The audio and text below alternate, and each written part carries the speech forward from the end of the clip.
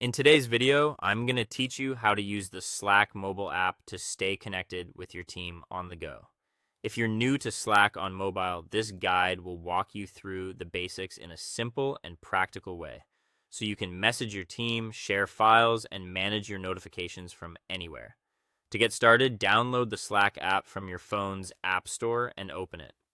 Once the app launches, sign into your workspace using your email and password, or use a sign in link if that's how your organization gives access. Make sure you're signing into the correct workspace, especially if you use Slack for more than one team. After you sign in, you'll arrive at the main screen, also known as the Home tab. This is where you can quickly view your channels and direct messages.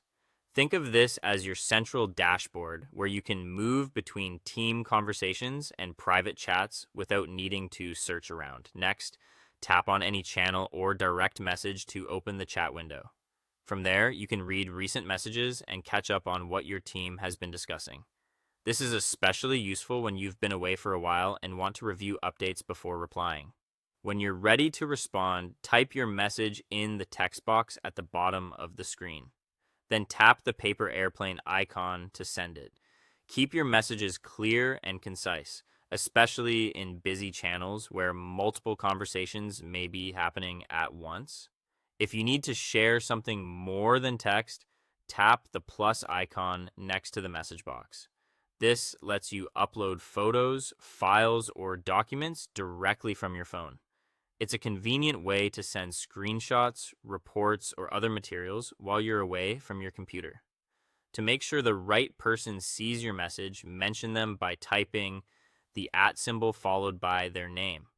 This sends them a direct notification and helps draw their attention to something important. You can also update your availability by tapping your profile picture or icon and choosing the option to set a status.